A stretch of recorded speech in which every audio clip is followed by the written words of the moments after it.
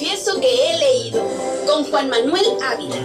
Póngase cómodo y tenga a mano su bebida favorita. Y dispóngase a disfrutar 2 horas de libros, música, entrevistas, noticias, comentarios interesantes sobre diversos temas y mucho más. Leer un libro es avanzar un paso más en el conocimiento de uno mismo. Confieso que he leído. Iniciamos.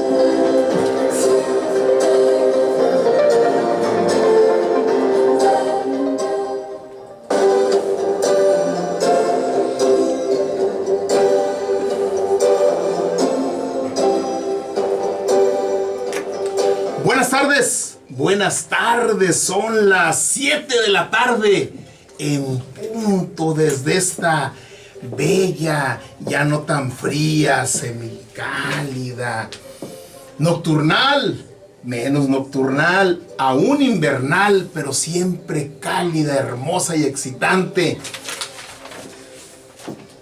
Capital del Gracias. Capital del estado de Sonora y este calientísimo café Tatiasca, sin azúcar, por favor, para disfrutar el café Tatiasca. Qué bueno que están con nosotros. Hoy, martes 25 de febrero de 2020, en el tomo 146 de Confieso que he leído. Bienvenidos.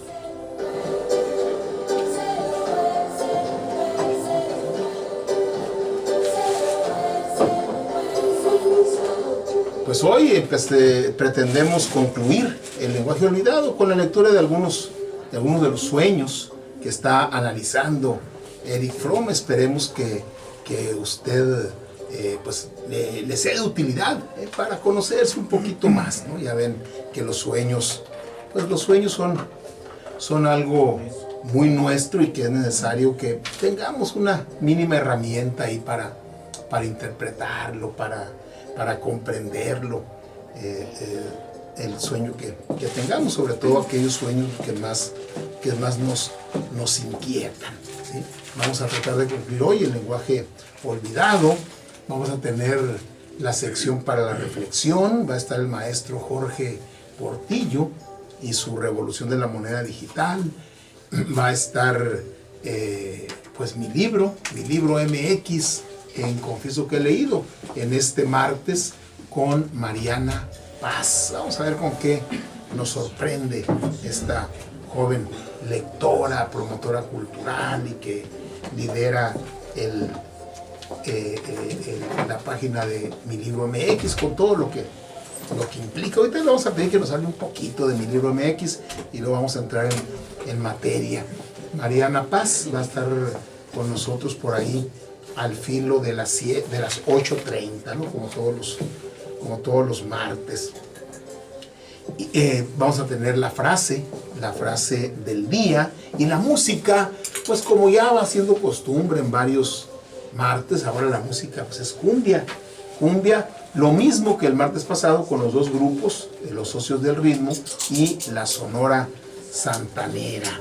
Así es que, pues bienvenidos, ya está listo el equipo. Edna Gabriela, Lupita Martínez, Juan Loaiza, Benjamín Oseguera, María Luisa, pues ya María Luisa nos surtió de café Tatiasca, ya nos lo trajo por acá y vamos a disfrutarlo y espero que usted también esté disfrutando con su bebida preferida.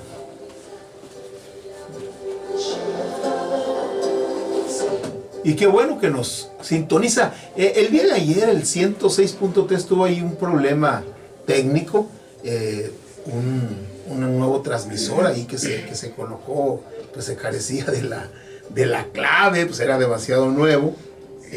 Pero hoy, si no usted reporte, no sé, al parecer, si usted anda por ahí transitando por las calles de Hermosillo y anda escuchando en su radio del auto, por ejemplo, o en su casa, en su radio receptor, y usted tiene tiempo y deseos de hacerlo, pues comuníquese y díganos cómo está sintonizando, cómo se está escuchando la señal de Radio Sol en el 106.3. Nos interesa mucho, ¿eh? Todavía tenemos que mejorar bastante por la radio, el sonido, la recepción, la calidad que queremos darle la calidad óptima. Pues no es fácil en una radio cultural como esta, pero lo hacemos con mucho gusto y vamos a ir mejorando. Así es que si tiene oportunidad, repórtenos cómo lo escucha en el radio. En Facebook, pues ahí es pues muy nítido, suponemos que el sonido está muy bien. En YouTube, pues ya, pues mañana va a poder ver y escuchar en YouTube secciones ya específicas. A partir de mañana el programa de hoy, y ahí están pues prácticamente todos los programas por sección para que usted pueda ver o volver a ver el que desee hacerlo. Pues que bueno, ya estamos listos. Aquí en Confieso que he leído, que pues también pone a su disposición la aplicación de Confieso que he leído, tanto en el sistema Android como el sistema iOS, que son los que usan el iPhone, ¿sí? Y el Android pues lo usa el resto de los teléfonos celulares. Alrededor del 75-80% de los aparatos tiene sistema Android, y usted puede acceder a él en App Store. Y en la página www.confiesoqueleído.com.mx, ahí también puede usted encontrar pues las secciones, mucha información nuestra. Y además hay una pestañita que si usted le hace link puede escuchar muy bien Radio Sol 106.3 ahí en su internet. Así es que las vías y plataformas con las cuales puede usted acceder a este programa que hacemos con mucho gusto para usted son múltiples. Ya está listo el equipo, así es que comenzamos.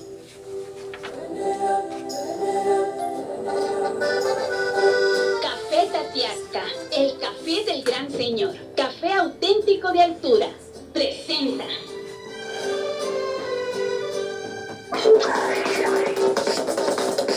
La lectura de la semana.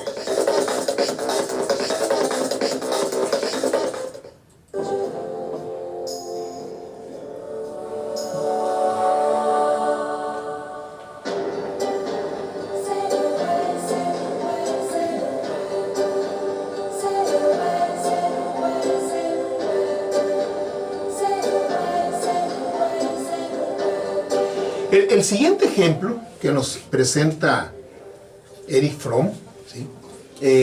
Afirma él que debe entenderse en el sentido freudiano de la realización de deseos. El sujeto, un hombre de 30 años de edad, soltero, sufrió durante muchos años de crueles ataques de angustia, un agobiador sentimiento de culpa y fantasías suicidas casi incesantes. Se sentía culpable por lo que él llamaba su maldad, sus malos impulsos. Se acusaba de querer destruirlo todo y a todos, de querer matar niños. Y en sus fantasías, el suicidio parecía ser el único medio para proteger al mundo de su perversa presencia y para expiar su maldad. Pero sus fantasías tenían además otro aspecto. Después de su sacrificio, renacería en la persona de un hombre todopoderoso y amado, enormemente superior en poder, sabiduría y bondad a todos los demás hombres.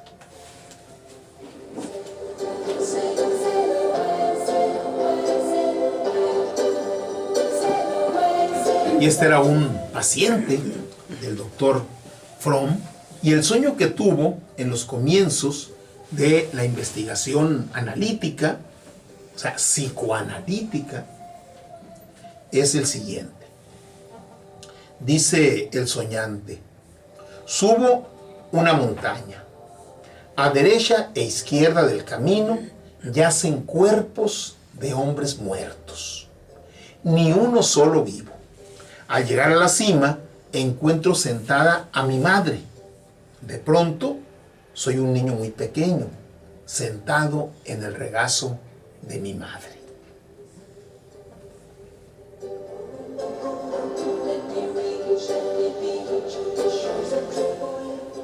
Noten la brevedad del sueño y vean la profundidad con la que lo analiza Erich Fromm. El sujeto se despierta con un sentimiento de terror. En aquella época lo torturaba tanto la ansiedad que no pudo encontrar ninguna asociación con ninguna parte del sueño, ni descubrir ningún hecho específico del día anterior. Pero el significado del sueño es transparente si consideramos los pensamientos y las fantasías que el sujeto presentaba antes del momento del sueño. El paciente era hijo primogénito y tenía un hermano un año menor que él. El padre, un clérigo autoritario y rígido, quería muy poco a su hijo mayor. Y a nadie, por otra parte. Su único contacto con el muchacho era para enseñarle, reprenderlo, retarlo, ridiculizarlo y castigarlo. El niño le tenía tanto miedo que creía a su madre cuando le decía que, si no hubiera sido por ella, el padre lo habría matado. La madre era muy distinta del padre, una mujer patológicamente posesiva, decepcionada con su matrimonio, sin interés en nada ni en nadie, salvo en la posesión de sus hijos. Pero se había aferrado particularmente al mayor. Lo asustaba hablándole de fantasmas peligrosos y le ofrecía luego ser su protectora, diciéndole que rogaría por él, lo guiaría y lo haría fuerte. Tanto que algún día sería más fuerte que su temido padre. Cuando nació el hermanito menor, el muchacho sufrió visiblemente una gran perturbación e intensos celos. Personalmente no conservaba ningún recuerdo de ese periodo, tenía un año apenas. Pero unos parientes suyos refirieron que presentaba expresiones inequívocas de fuertes celos poco después del nacimiento del hermano. Esos celos no se habrían desarrollado hasta alcanzar las peligrosas dimensiones que tuvieron 2 o 3 años más tarde, si no hubiese sido por la actitud del padre, que eligió al nuevo niño para hacerlo su preferido.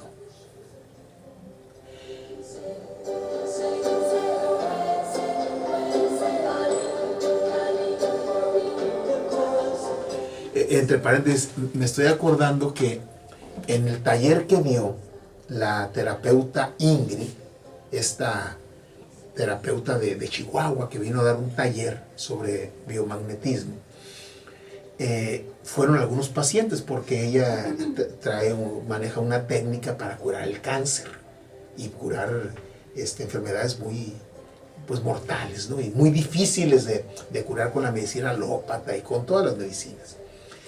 Se trataba de un joven de más o menos unos 20 años, que no estaba. Estaba su papá, joven, un hombre joven de unos 40, 45 años, cuando mucho.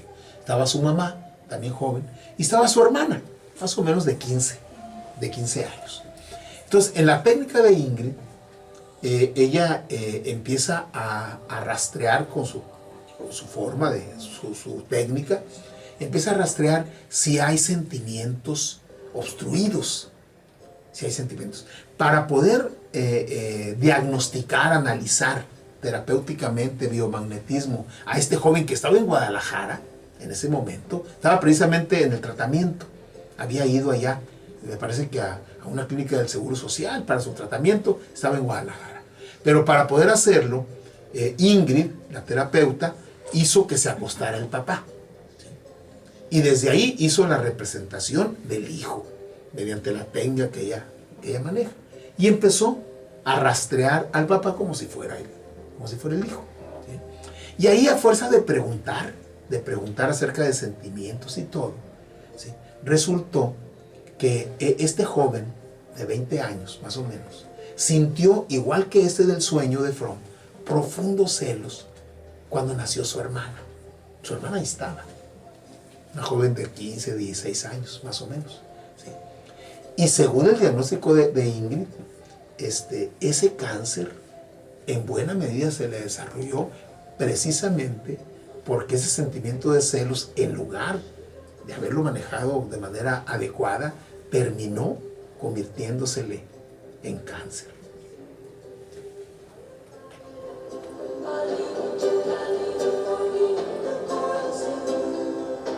A veces hay situaciones que los padres ven como sin importancia, como pasajeras, y pueden serlo para el 90% de las personas. Si la pareja tiene 4 hijos, para 3 hijos, pero para uno no. ¿Sí? El asunto de los celos, las terapeutas manejan formas de cómo manejar una situación de esa naturaleza. ¿Sí?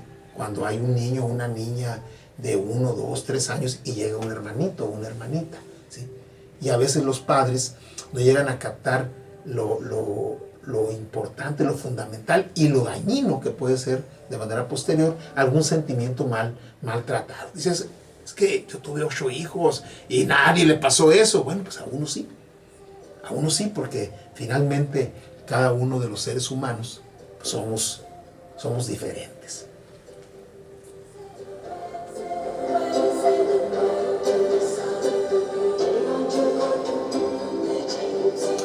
En el caso del sueño y del paciente del doctor Erich Fromm, ahí no se desarrolla cáncer, pero se desarrolla frustración, deseos suicidas y todo lo demás que estuvimos viendo hace un momento.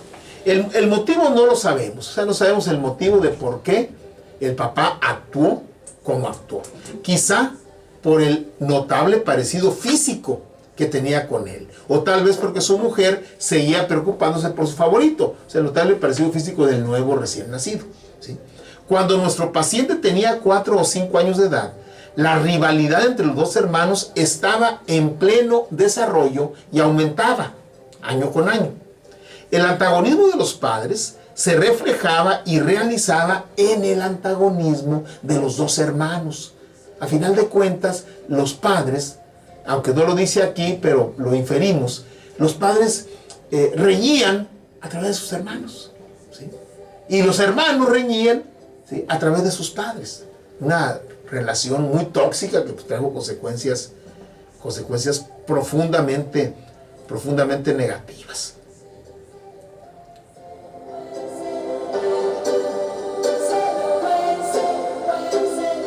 A esa edad, 4 o 5 años, ya estaban puestos los cimientos de la grave neurosis que luego tendría nuestro paciente. Intensa hostilidad hacia el hermano, apasionado deseo de probar que era superior a él, intenso miedo al padre, sumamente incrementado por el sentimiento de culpabilidad derivado de su odio al hermano y el secreto deseo de ser, con el tiempo, más fuerte que su padre. Este sentimiento de ansiedad, culpa e incapacidad era alimentado por la madre. Como ya hemos dicho, la mujer le infundía cada vez más mayores temores, pero le ofrecía al mismo tiempo una seductora solución. Si seguía siendo su niño, poseído por ella y sin ningún otro interés, lo haría grande, superior a su odiado rival. Esa fue la base de sus ensueños de grandeza y del lazo que lo mantenía estrechamente ligado a la madre, en un estado de dependencia infantil y de negativa a aceptar su papel de hombre adulto.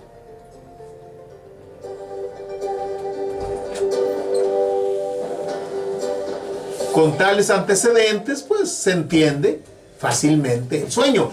Obviamente aquí se deduce que el doctor Fromm estuvo trabajando sesión tras sesión tras sesión con esta persona y un día le cuenta ese sueño, ¿sí? Entonces, pero ya tiene los antecedentes Fromm y dice, con esos antecedentes, pues es relativamente fácil comprender el sueño.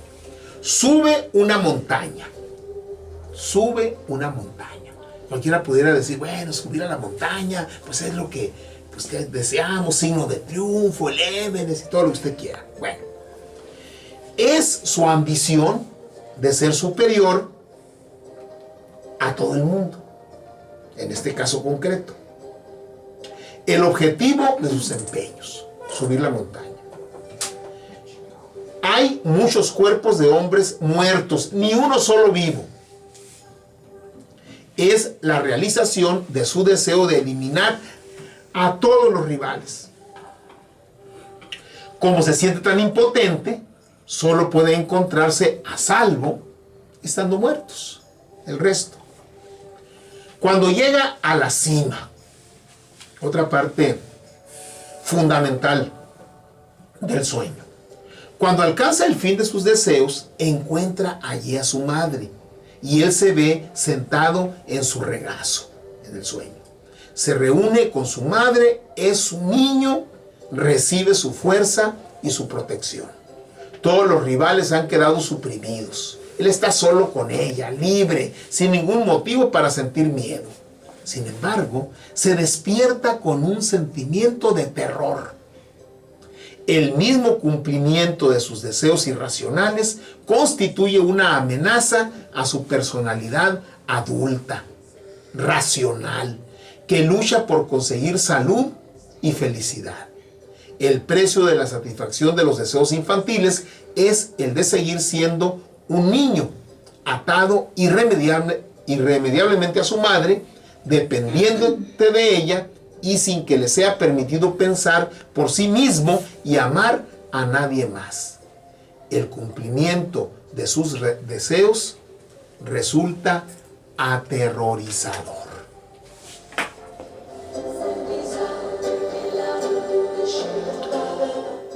Cuando usted sueñe algo que le perturbe, pueden ser muchos, de mucha naturaleza, ¿sí?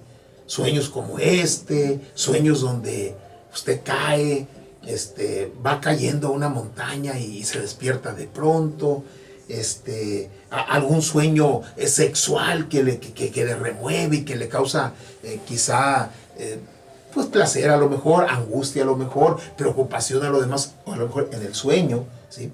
¿Sí? Cualquier situación de esa naturaleza tipo, pues, aunque no llegue a pesadilla, pero tipo pesadilla, aunque no llegue a pesadilla, con las pesadillas uno se despierta aterrorizado. Pero hay sueños que a uno lo perturban, de todo tipo digo, sin ser pesadillas, ¿sí? Y es muy importante preguntarnos, ¿cómo amaneciste? O sea, después del sueño, ¿cómo te sentiste? ¿Sí? Porque puede ocurrir que la persona diga, pues sí, se me hizo extraño el sueño y así como con el ceño fruncido, decir esto y esto otro, ¿sí? Pero cuando me desperté muy a gusto. Entonces, es una comprensión específica determinada. Dice, no, me desperté aterrorizado. ¿Sí? Si se despertó tranquilo, a gusto, feliz, quiere decir que ese deseo irracional, vamos a decirlo así, pues es un deseo que le causa gusto, ¿sí? En el caso del paciente del Dr. Fromm, ese deseo irracional que se cumple en el sueño lo aterroriza porque le va a impedir ser un adulto.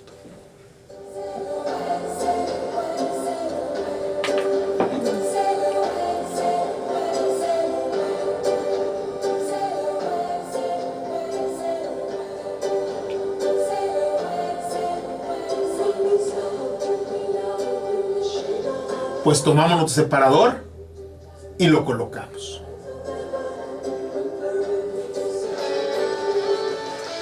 Ludwig Bachelor Salón presente el concierto que he leído.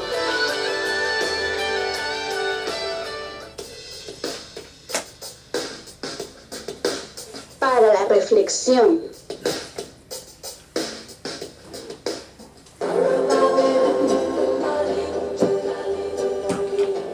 El día de hoy, organismos especializados, como el Fondo Monetario Internacional, como el INEGI y otras instancias que se dedican a medir indicadores económicos de los países, reporta ya como un hecho que la economía mexicana está en recesión. Y se confirmó la caída de 0.1% en el 2019. que es pues la caída más tremenda, más terrible desde el sexenio de Vicente Fox. En los sexenios, bueno, en el segundo año de Fox y en los sexenios posteriores, la economía mexicana creció al 2%. Y en el 2019, el primer año del gobierno de Andrés Manuel López Obrador, decreció en 0.1%. O sea, no solo no creció, sino que cayó por debajo del 0%.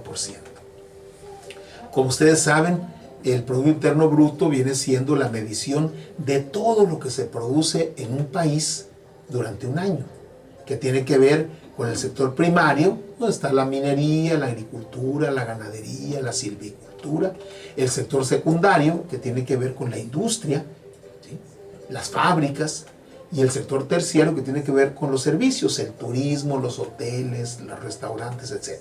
Ese es el Producto Interno Bruto. Es lo que todos los mexicanos, en los tres tipos de trabajos, de los sectores, sector primario, secundario y terciario, producimos en un año. Para que un país pueda considerarse que está avanzando, ¿sí?, el Producto Interno Bruto de ese país debe crecer cada año una tasa superior a la tasa de crecimiento de la población. Si un país crece al 5% anual, tiene que crecer su economía superior al 5%, ¿sí?, para que haya bienestar, ¿sí?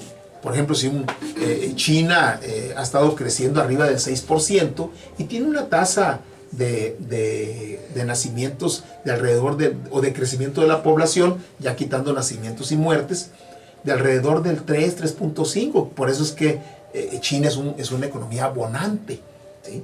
Es una economía que está creciendo porque su crecimiento del PIB es superior al crecimiento de su población. En el caso de México, el crecimiento de la población ronda entre el 2% y el 2.5%. Ahí anda más o menos, ¿sí? Cuando éramos 100 millones de habitantes, eso quiere decir que había 2 millones de nuevos mexicanos y mexicanas cada año, ¿sí? Ahorita que somos más o menos 130 millones, pues cada año, entre nacimientos y muertes, se incrementa la población por más o menos 2.6 millones de nuevos mexicanos y mexicanas.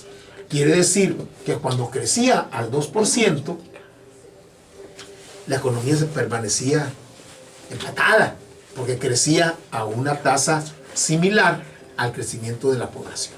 Entonces no había crecimiento, no había bienestar, no había mejora, pero tampoco había caída. Hoy, 2019, en este año que estamos midiendo, la población ha seguido creciendo entre el 2 y el 2.5% y la economía decreció 0.1%. Segundo dato importante: ante la escasez de ingresos, la población mexicana destinará menos recursos al ahorro durante el sexenio actual, lo que amenaza su estado de bienestar en el futuro. A diferencia de otros países en América Latina, donde se espera que más ciudadanos dejen de gastar en bienes y servicios discrecionales para guardar ingresos, el Fondo Monetario Internacional anticipa que el ahorro en México irá en picada en el gobierno de López Obrador. El ahorro representaba el 21% de su Producto Interno Bruto en 2018. ¿Sí? En el año pasado, 2019, bajó a 20% y se espera que en los próximos 6 años sea del 17.4%. Estamos, pues, los mexicanos ahorrando menos, ¿sí?, y gastando más, quizá porque se percibe menos dinero.